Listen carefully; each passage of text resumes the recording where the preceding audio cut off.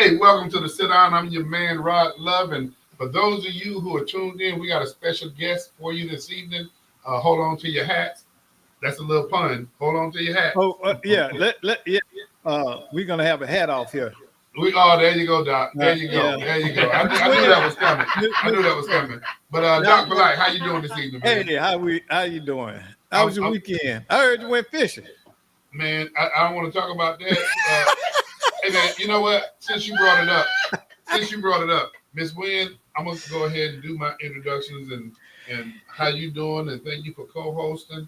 I am doing well, and it's my pleasure. I see you're the lady in red today. Yes. The lady in red. Yes. Doc, I'm gonna come back to the fishing thing. And of course, everybody knows Doc Polite, and everybody knows Doc Polite has an array of some nice hats. But I just had to come in and pull one off my hat rack tonight to show him he's not the only one that can kick a brim. Uh-oh. But we have with us, and I'm gonna jump back into the fish thing because Doc know what happened this weekend. But we are pleased, and I'm gonna just tell you, it is a privilege to have you in the studio with us, Mr. Lawrence Harris III, y'all, joining us this evening, Doc. Doc, I know you got the sound effects on that end of the world. Well, we missing part of the team, so of course I didn't have it pulled up, but I can make that happen. You can make that happen. You can make it happen. Hey, something else. The reason that makes this even more so special, Mr. Harris, not only did you come here all the way from Jacksonville, but there you go, Doc. We appreciate you, brother. But not only did you come here from Jacksonville to be on the Sit Down, man, I got to give you the utmost respect, man. You are a Air Force veteran. Yes. And man, we respect and appreciate your service to this country. Thank you. Yeah, thank you for your service, sir. Of course, Dr. Polite, Army man, and we tell him all the time we appreciate his service, but I can't tell him that too much, man. It gets to his head. It gets to his head. But you know something? Let me hit the fishing thing. I'm gonna just go ahead and put it out there. To my friend, and I want you to understand me clearly and see these eyes. Bernard, hey man, that's our third time going fishing with you, and that's our third time catching nothing. Well, you know what that means, right? I don't know what it means. What it means? It means the Bernard is not a good fisherman. Hey man, a blowfish, a catfish. He don't know where they at. So y'all just out there riding. He sends us pictures of these big drums. I mean, these drums be this big. Yeah. Hey, Bernard, I'm talking to you, brother. Is he standing in the aisle of a supermarket? That's probably where he's at. Well, you know what? It can't be unless he's taking them from the fish market, going out to Harlova. That's where we went this weekend. We also went to 520 in Titusville underneath the bridge. Yeah. And we went somewhere else, man. We went 3 different places. Mr. Bernard, please. Yeah. Did y'all go to the docks? Please. Did you go to the dock? Man, the places that we went. Was it a park? Man, I know we didn't go there. Oh, okay. Hey, man, we had crab, we had shrimp, we had squid, and we didn't catch anything. I mean, I'm gonna just say, and Mr. Harris, you are here, and I don't remember the relative that goes to Reverend Richard King's church. The person that engaged you. That's my sister's best friend. Oh. What's the name? Go ahead. Go ahead. Give her a shout out.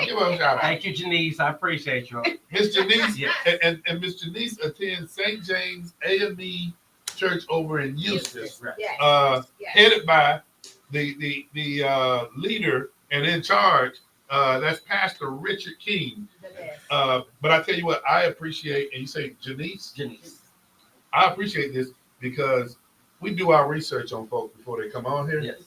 And the more that Miss Wynn dove into this, man, the more I was excited. I mean, I was like looking at this stuff. And for those, hey, Bernard, I'm gonna get off you, Bernard. But what I am gonna say to you, brother, hey man, we need to charter a doggone boat or somewhere or something for whoever's gonna take us out where the fish is at.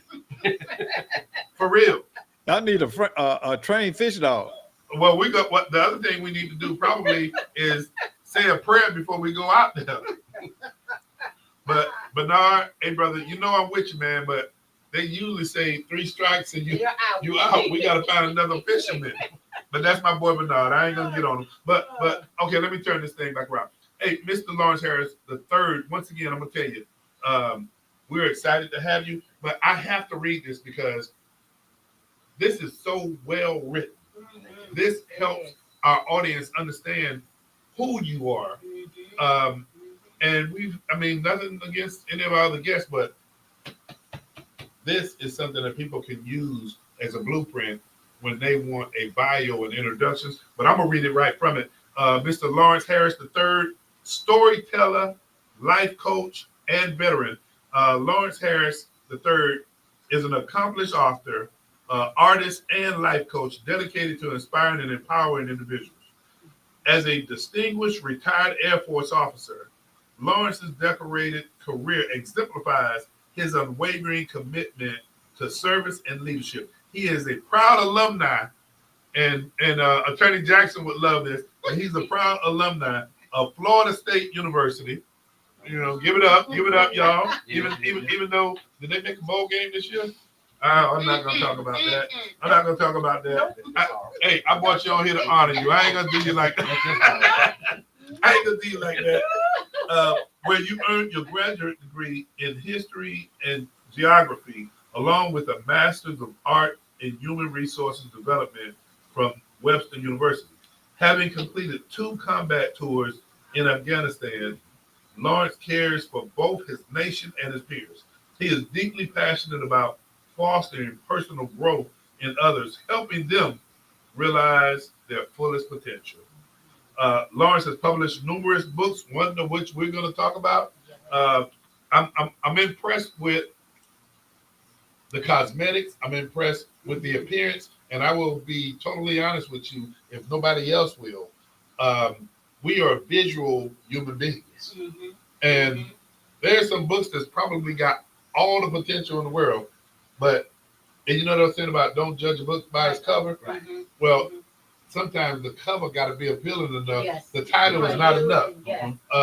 And Doc, I don't know if you got this book or not, but the book is so attractive visually that it made me dive into it a little bit.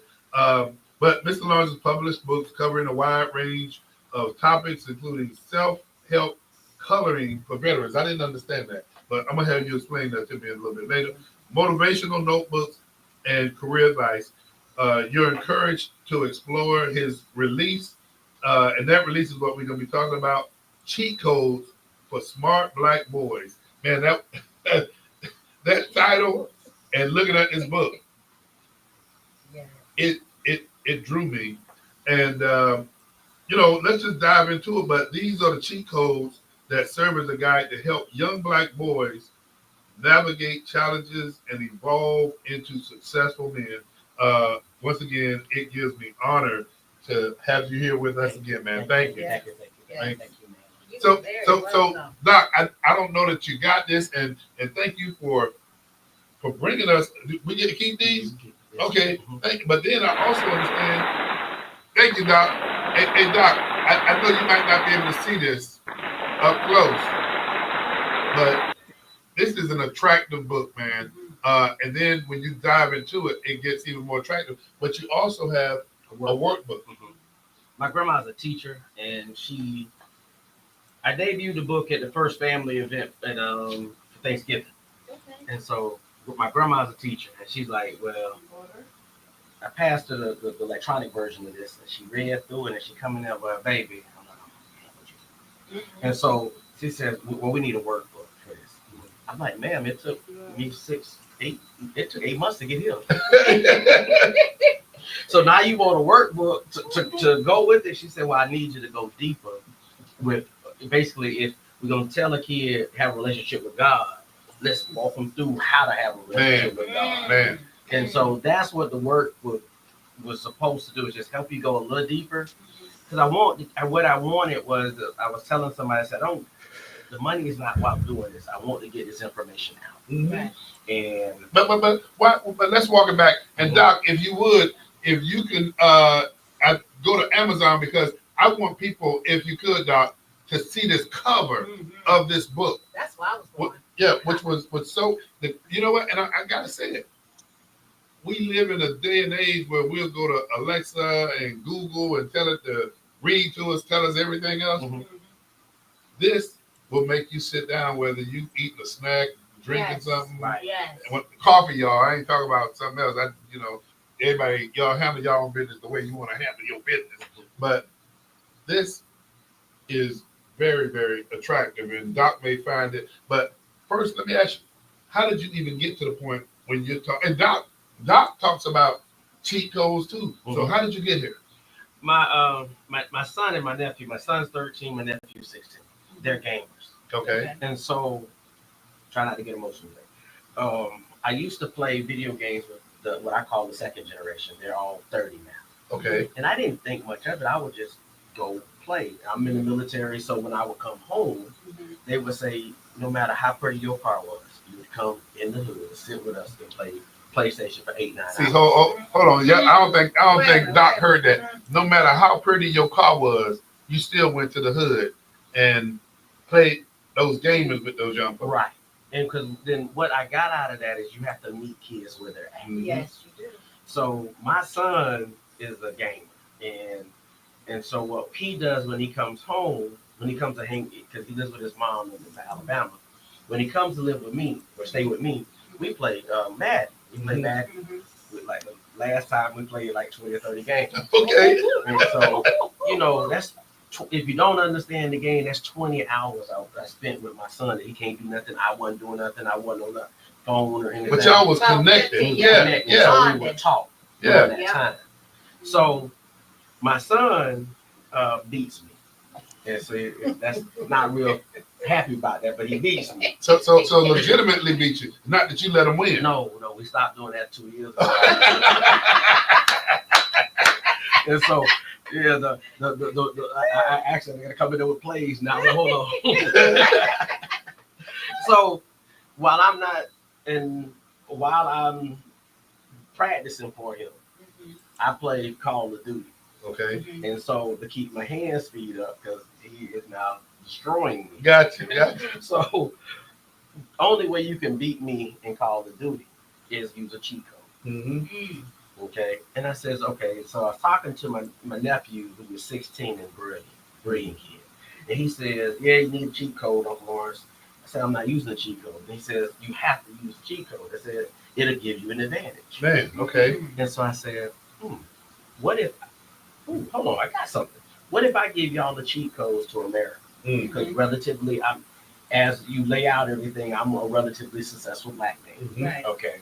And so I said, I'm going to give you all the cheat codes. And a lot of it was based off of sitting on the porch with my grandfather over in Eustis. And then also sitting over in Sanford. My grandfather, I call him grandfather, but he's my grandma's second husband. Okay. And he owned cleaners over there on 13th Avenue in Sanford. So they would always instill little things in me. And so that's what the cheat code was. I got the cheat codes to life from them. Okay, because like I would always tell my counterparts, be it our white brothers and sisters or our Hispanic brothers and sisters, you cannot work me. Gotcha. And the guy's like, well, how do you know that? I was like, you ever thrown a watermelon? And he looked. I said, have you ever pick a watermelon up on the field and toss it to somebody? Yeah, Doc, I'm listening to this. Yeah. And he looked at me. He's like, huh? I'm like, dude, I work. So you're a true Florida boy.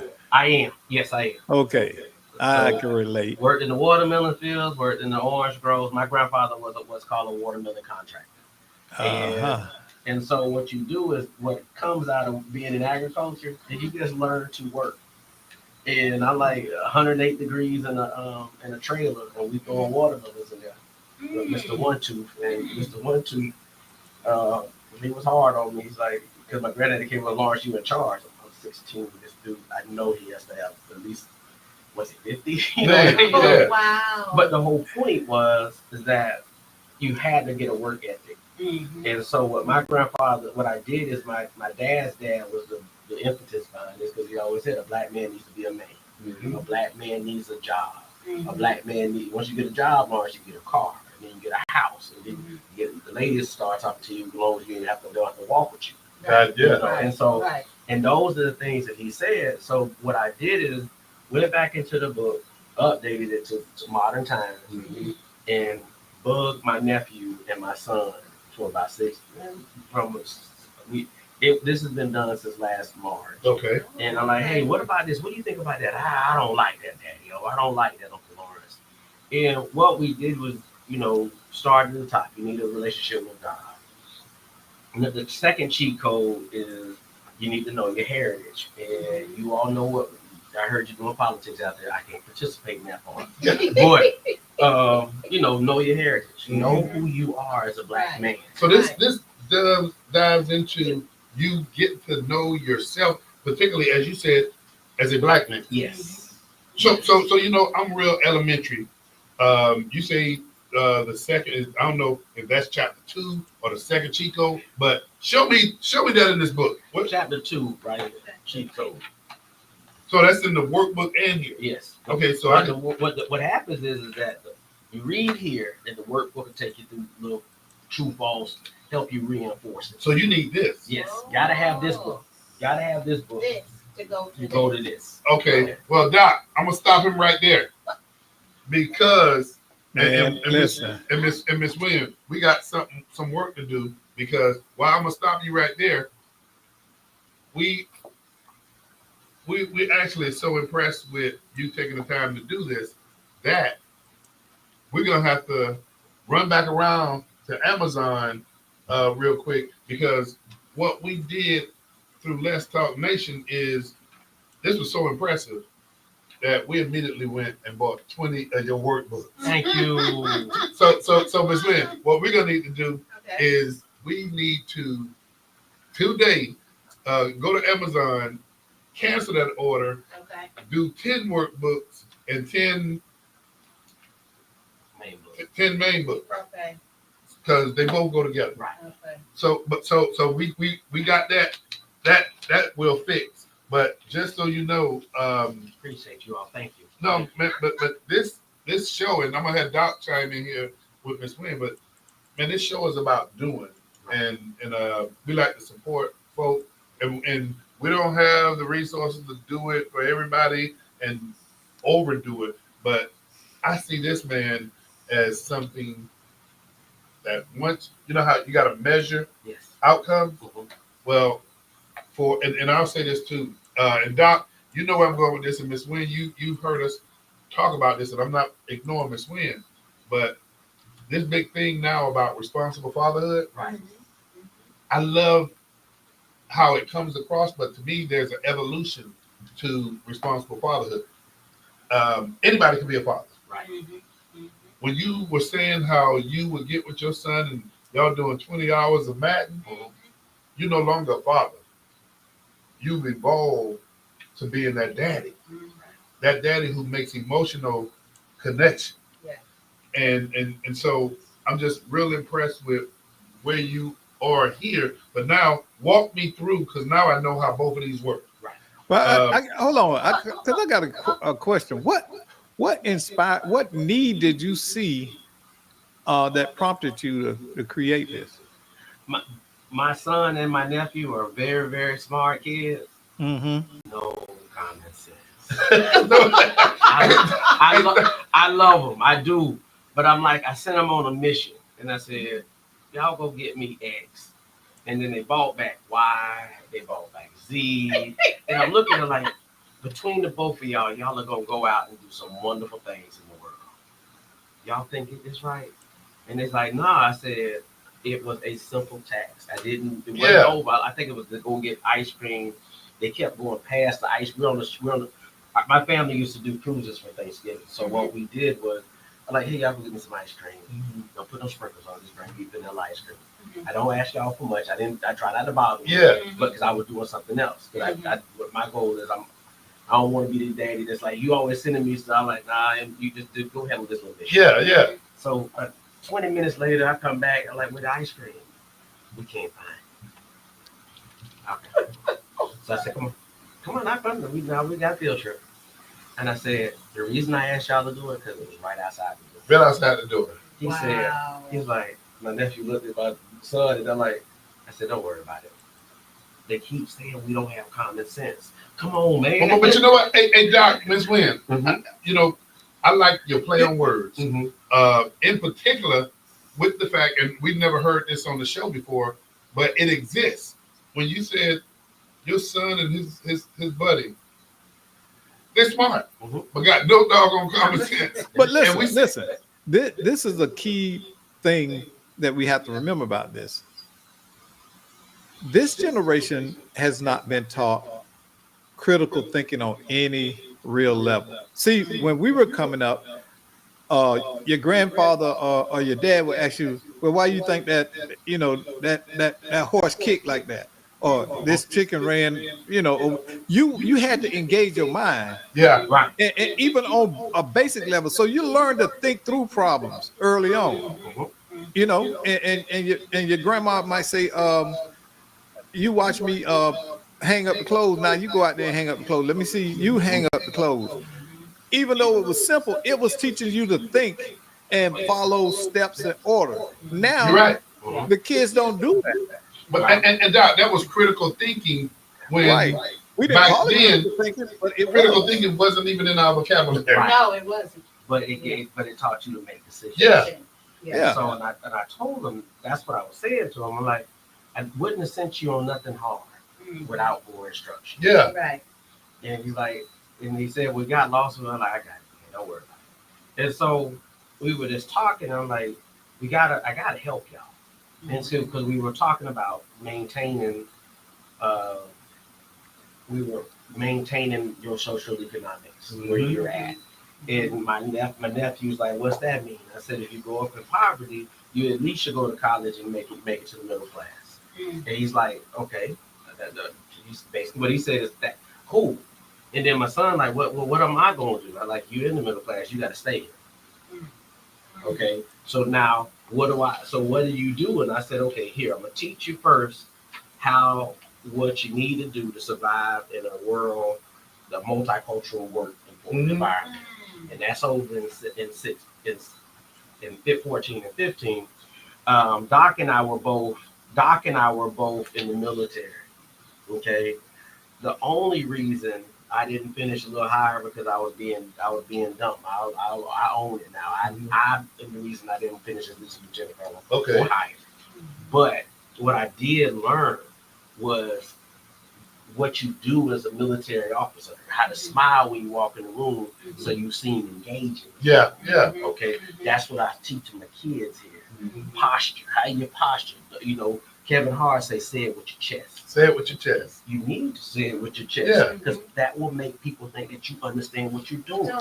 Yeah. Okay, and so in this part of the book, it talks about body mechanics, how we move as Black men, how you came in with your suit on. I said, okay, he's in charge. I look on here, I see the hat. I like, he's in charge. How's everybody doing? This wave at me with a smile. I like, let's go. Hey, you know what? I love this. For those of you who are tuned in, you're listening to Mr. Lawrence Harris III, the author of Cheat Codes for Smart Black Boys. And we're gonna let you have the show because what you're saying is rich. Yes. One of the things when you said you walked in and posture, delivery is everything. When you walked in, you saw me and said, okay, that brother right there with the hat is in charge. And then you saw Doc Polite and you saw his presentation. Another brother with a hat, you say he's in charge. The problem with that is me and Doc, man, we butt heads with two brothers. But that goes to the Christian thing, iron sharpens iron. You need each other. Yeah. He must be listening to our show, Yeah. Doc. Yeah. You hear that? That is But something. see, ahead, Doc. the thing that the military also teaches is when to lead and when to follow. Right. And that is key. See, when you're in the presence of someone who may have more experience or a deeper connection with what's going on, you can. It's okay to acquiesce to them.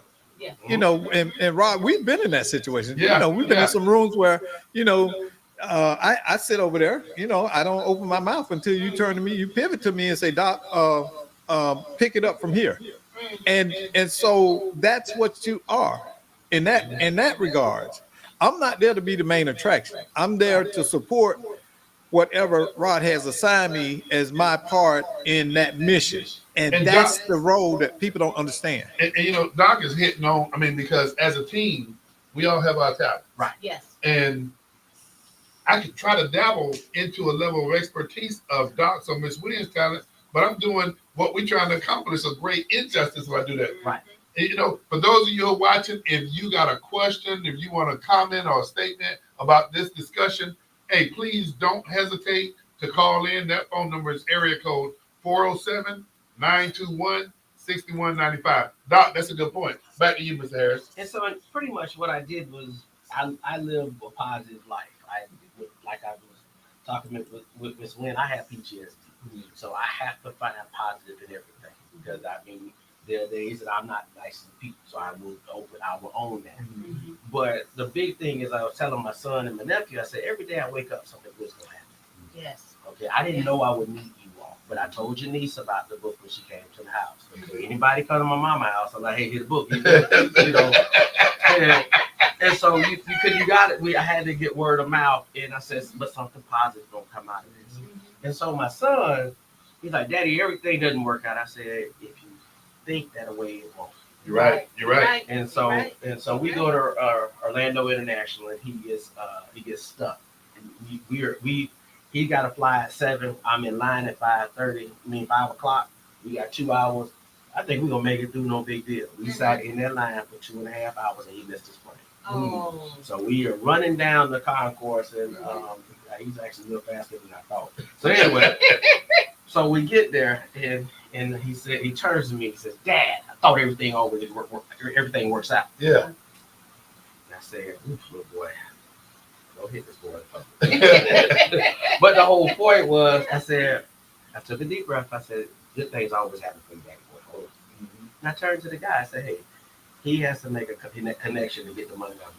I don't want to have to talk to his mom about this. Is there anything you can do? Yeah. Mm-hmm. He says, if you run from here to gate 70 or whatever, you can get on the next plane. Mm-hmm. So I run him down there. We have hugs. I said, I'll talk to you later. So they get home on the exact plane, same time. I call him. I said, I know, Dad. I know. Everything works out. Yeah. And that's You the didn't most, even yeah. have to say it. And I said, you gotta always remember good things are gonna happen. And we weren't taught that as Black people. Yeah. We just weren't. Yeah. And Yeah. so for me, I live a life where I know something good's gonna happen. Even in the darkest of clouds, I know that something's gonna happen. Wow. And that's what I tried to get this across. That's why that we had to have the workbook for that part. Mm-hmm. And so most people, you like, your life is bad, things are happening. I'm like, man, I've had a little bit of everything happen to me. Yeah. in my life. But But go ahead, Doc. I want to stop you here. I got something for you because you preaching right now. Yeah. You hard down preaching. Okay. We're gonna have to send out a collection plate in a minute. But I want y'all to catch this. I hope I can get it up here. All right. Can y'all see that? No, it's nothing on the screen. Okay. While Doc is working that out, let me just go ahead and say, we have purchased 5 of the actual books and workbooks, and those 5 will go to the first 5 people that call into the show. Once again, that number is 407-921-6195. Okay, Doc, what you got on the God screen? ain't ready, then it ain't time. If he not ready, then it's just not time for it. Oh, I see that. Oh man, I was supposed to have this and this at this time. If it ain't done, it ain't time, yo. Man, that's deep. I gotta realize you have to wait on God. Right. Yes. And then guess what? You wanna go and you wanna do it by yourself. And you mess up every time. Why? Because you don't wait on God. When God is ready, that is when the time is ready. That is when it's the right time. When God is ready. And you can't rush God. You can't rush him. So I want to let y'all know. Wait on God. Hey, For a young person to Doc, have that was on point. Yes. That's on point, right? Yes. That was on point. That was right on point, Doc. Hey, Yeah. and you know what? I gotta say this. Yeah. While that was a young person presenting and saying you got to wait on God. If things are not happening for you when you think they should happen, don't get mad, don't get upset. But you know what? That's me. Upset, uptight, thinking that it's supposed to happen when I expect for it to happen. And that, Doc, while you put it out there, and that was a young that person, thing, that was speaking to me too. that video ministered to me all weekend. I found it like Saturday, early Saturday morning. And I just played it over and over because that is exactly what we do. We want everything right then, when we want it, how we want it, and we have an expectation. We painted a picture, how it's supposed to come, and then we get upset when our picture doesn't materialize. And this is what you were having that conversation with your son about. You know, it's gonna come. You had faith that what was working out was what was supposed to work out. Yeah. And that's a life lesson. And you know what? To that point too, you know, people see this. They see Miss Wynn, they see Doc, and they see what they subscribe to be the finished project that has made it. But one of the things they don't see is they don't see how many times we failed. Right. They don't see the work that is going into that. And you know, I got to keep on really touting this. This book, which is the cheat codes for smart Black boys in America. This is something that if you don't have it, I would highly encourage you to go to Amazon and purchase this book, $14. The workbook, $10. This is powerful, man. And you know, Doc has kind of pulled out of you, how did you get here to do this? But man, and Doc, yes, I think we're gonna run over today, and I ain't gonna be mad about it.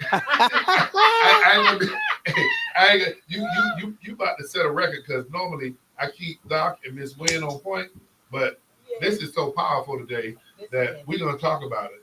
So Doc, what else Miss Wynn, what? I still need to know, how did you design this cover? Where did this cover come from? Because Mr. Love says it's appealing. I'm an artist by trade. Okay. I learned how to use AI, and so I was sitting in the I think I was in the airport when and I said I'm trying to figure out what kind of cover, because the cheat code it needed to be computer based. So I said I want a Black boy playing video games in a futuristic world, but I needed him to have his headphones. Yeah. And so ChatGPT spit this out. Well, you know what? I gotta say this to you.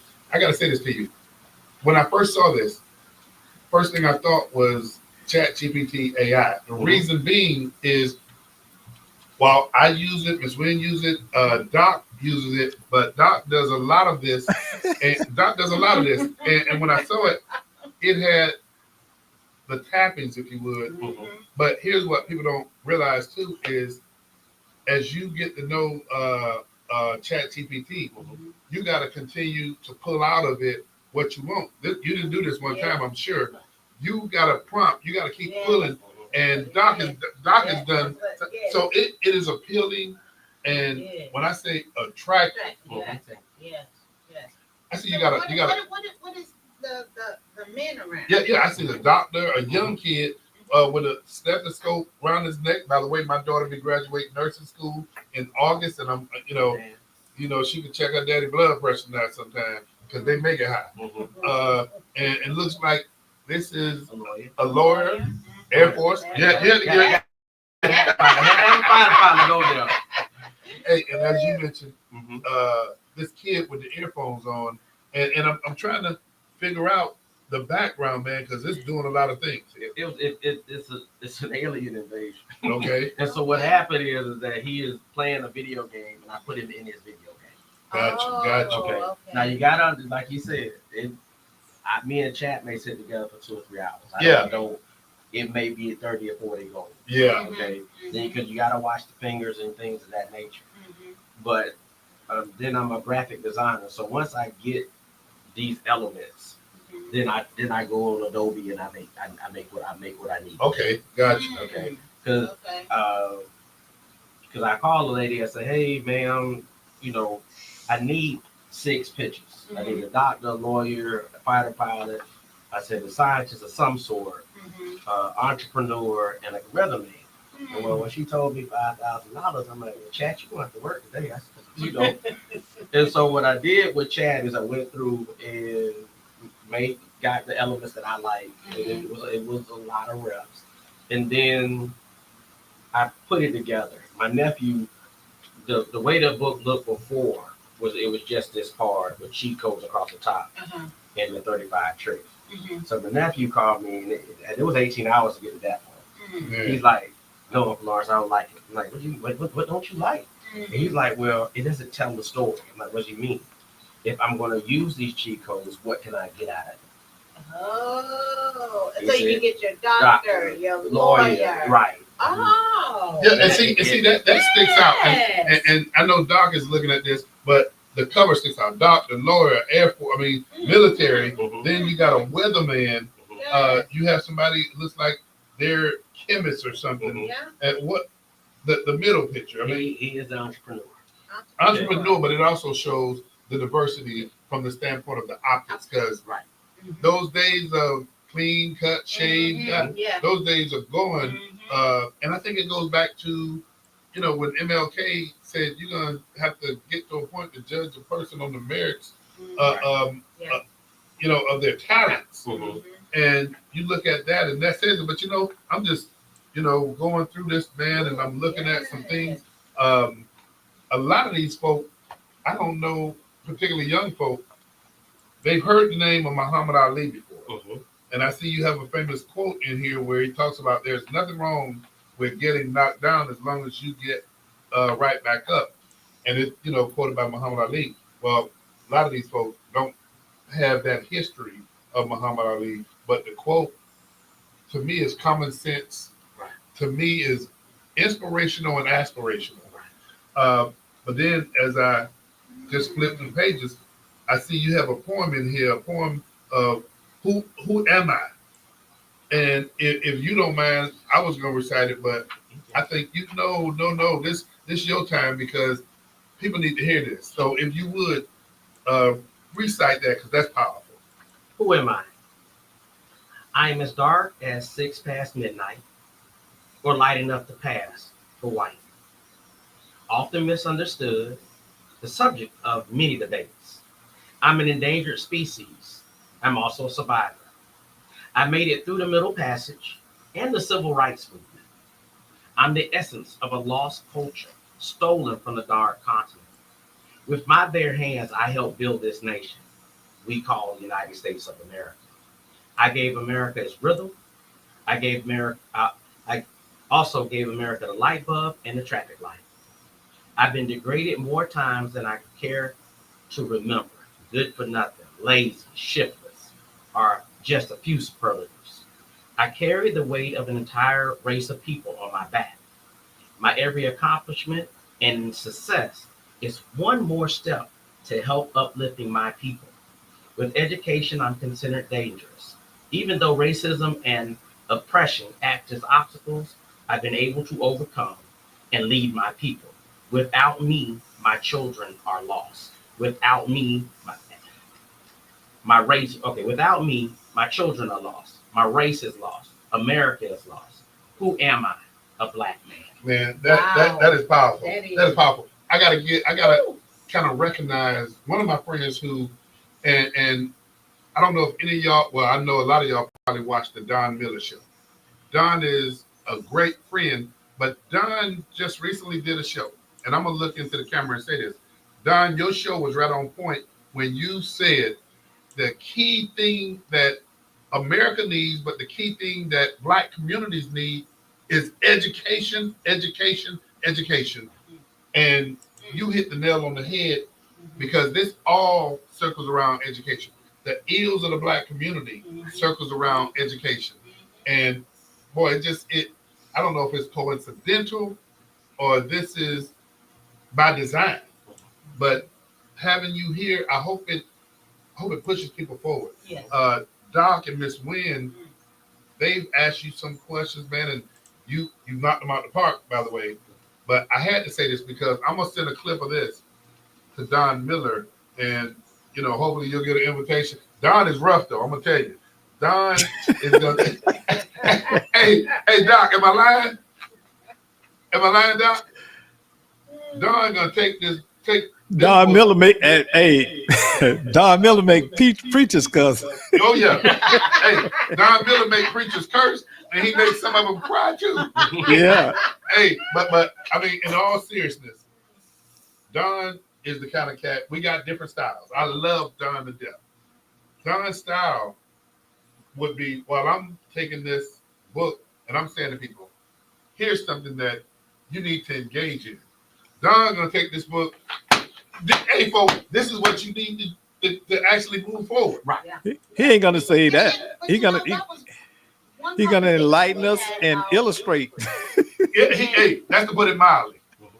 That was one conversation we had out in the hallway, Mr. Love, was education. And you always tell your kids, education is one thing that nobody can take away from you. You're right. You're right. You have to get it when you can get it. Man, this is powerful. Yeah. I even like how you rock your new suit like a pro. This one is my pet peeve. I apologize to anybody, but Ethan's my son, and his mama put him a brand new suit on. You can tell Daddy's not in town. So my pet peeve is that little patch right there. Oh, that was supposed to come off. Right. Mhm. Yeah. And so what I did is everything that's supposed to come off your suit is on page 22 before you go to church. It bothers me to walk in and you see the stitching. See, the Love thing, that. hey, and I'm gonna say I've been guilty because you know one area that sometimes I forget to undo on the brand new suit Okay. is the tail. Yeah, The vents. Yeah. Hey, but you know what, man, you hitting everything on point. But I got to go here because this book contains a lot of information. For those of you who are watching, I don't know if you heard him recite one of the poems that's in this book. There's a workbook that goes along with it. This is the cheat codes for smart black boys, but I got to recite this real quick. As a black man, as a black boy growing up into a black man, you carry a rich history and a powerful legacy. Being a black boy is something to be proud of. Your skin is a canvas of history. Your voice, a song of the past, present, and the future. As you grow into a man, carry this pride with you. Respect yourself. Love your heritage and always honor the legacy of those who came before you. I'm gonna repeat that. Always honor the legacy of those who came before you. Your blackness is a gift. It connects you to a community that has overcome challenges and made significant contributions to the world in science, music, sports, literature, and so much more. Yes. See, you're speaking truth to people. Yes. And I tell you this, because man, you got my mind just going. And that's a hard thing to do. But I'm thinking about the fact that you're highlighting so many things about who we are, Yeah. and who we step away from being when it's time to step up.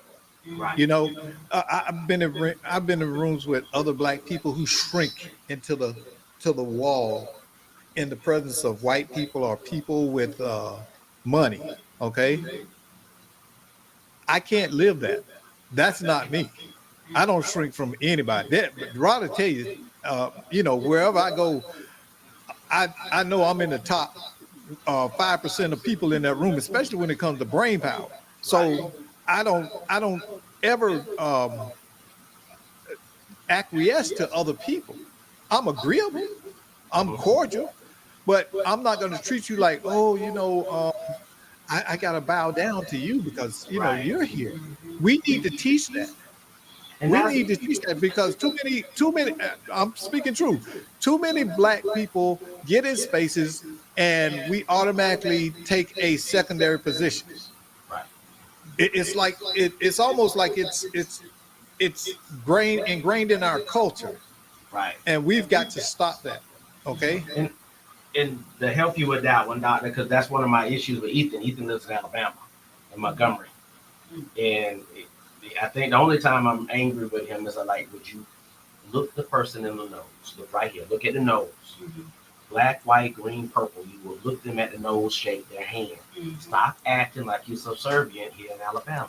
Mhm. And I mean, I don't understand. Listen to me, young man. Yeah. I'm not asking. Yeah. You just because you live here don't mean you less than. Right. You know what? And Miss Wynn, I gotta say this because we were talking about this, I don't know, a couple of shows ago. What you're describing here is he lives within a culture, Mhm. and Mhm. we have this conversation all the time. Sometimes me and Doc might get so locked into this cultural aspect that, but I'll go here and I'm gonna leave this alone. Especially, and Doc, you know where I'm gonna go. Especially, we've already talked about responsible fatherhood, and I believe the end result of responsible fatherhood should be the evolution to that dad. I love my daughters, dad, dad, dad. I got a connection with my daughters. I know most of the time when something bothering them, when something's wrong, when they're happy, when they're so I know that. But the other part of where we go with this, and this might be controversial to some people, and I'll say this to the day I die. We need more fathers. I don't care black, white, red, or blue, but we're focusing on where it needs to go the most, and we're talking about the black community. We need more fathers to put aside whatever is going on Yes. with their babies' mothers. Right. But we also need those baby mothers to stop this foolery Right. with Yeah. these daddies. Yes. But Yes. here's the other thing that we really need the most. We need these fathers to step up and engage their children, because I will say this, and this is the controversial piece.